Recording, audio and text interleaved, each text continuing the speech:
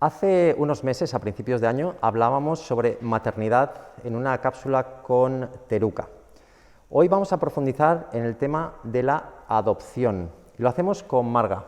Marga, buenos días. Buenos días. Marga tiene actualmente 44 años y creo que es bastante feliz. Vamos a preguntarle, ¿qué ha pasado en estos últimos tiempos, estos últimos meses? Bastante no, sino que tengo la felicidad absoluta, plena, y bueno, después de una pequeña espera, por decirlo de una manera, pues soy mamá. Eres mamá, qué bien, qué bien. Pero claro, ser mamá de adopción requiere todo un proceso.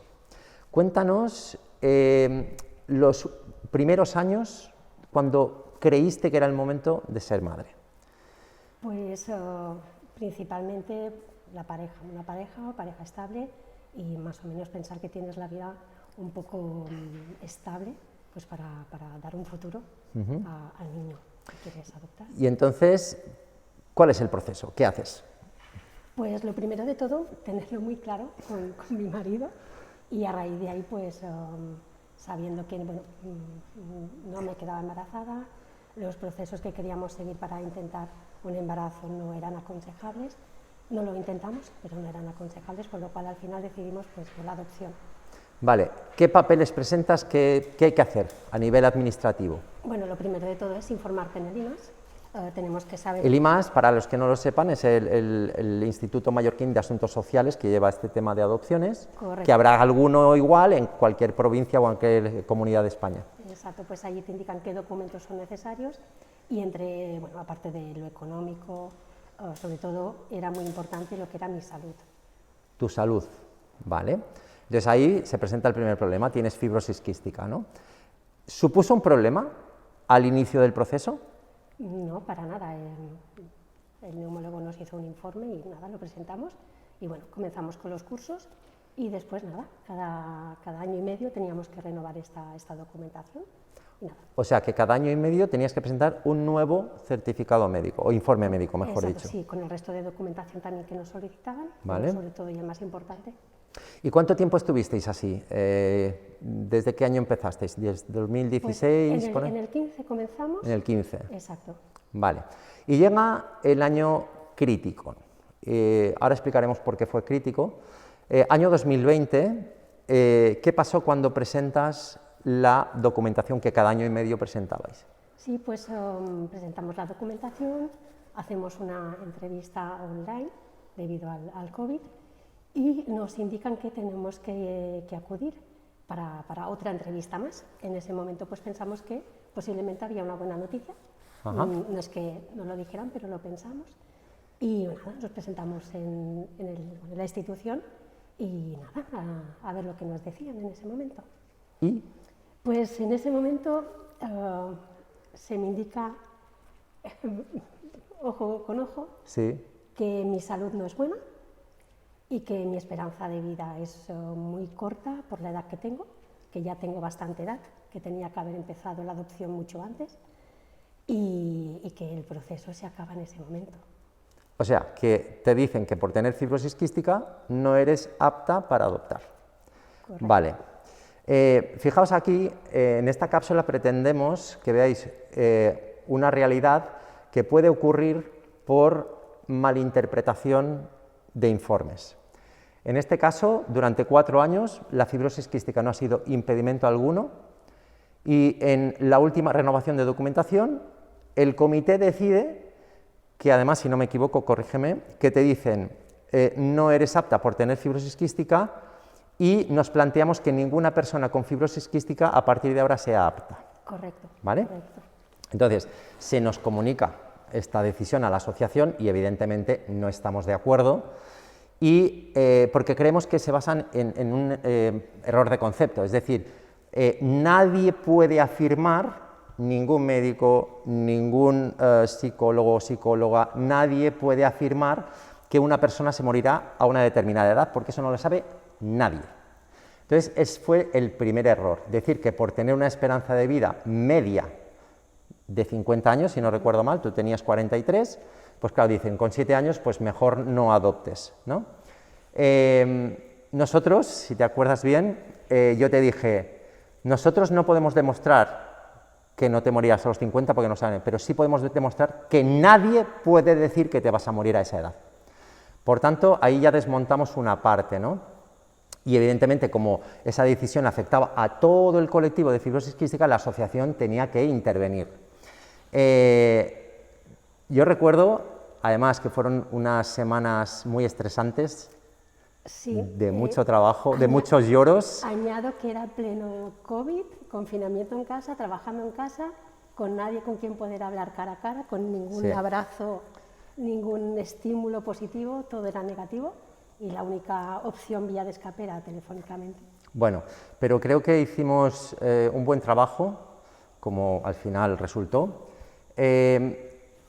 Yo recuerdo que nuestro trabajo era demostrar que tú, con fibrosis quística, hacías una vida muy normal, que era lo que parecía que no entendían las personas que formaban el comité, ¿no?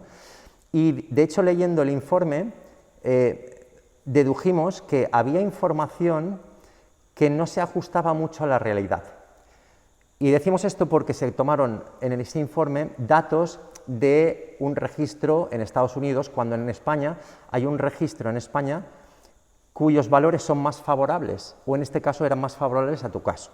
Y me estoy refiriendo a la situación de que por debajo del 50% de capacidad pulmonar, en Estados Unidos se considera que es un estado grave, y en España hasta el 40% no se considera grave, por tanto tú estabas en moderado. Y eso cambia, ¿no? Porque era uno de los factores que el comité decía.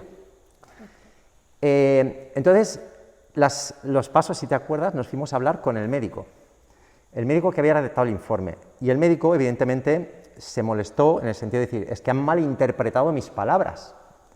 Bien, entonces, queremos dar aquí un poquito las herramientas, ¿no?, que utilizamos para desmontar un poco las alegaciones de la administración pública. Y en este sentido, pues eso, demostramos que nadie puede decir. ¿Por qué? Porque en España hay gente con fibrosis quística mayor de 65 años. Por tanto, nadie puede decir que una persona dejará de vivir a los 50 por tener fibrosis quística. Yo recuerdo una cosa muy bonita, y es que me dijiste, es que yo tengo vida, y voy a demostrar que tengo vida, porque ellos me están diciendo que ni siquiera puedo salir de casa. ¿Qué hiciste? ¿Te acuerdas? Sí. Presenté facturas de las tiendas, de ¿Dónde comprabas? donde iba a comprar, de supermercados, de regalos que había hecho a los pequeños de mi familia, pues esas facturas.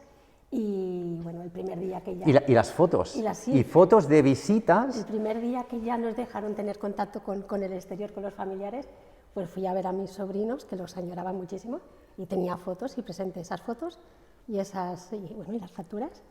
Correcto.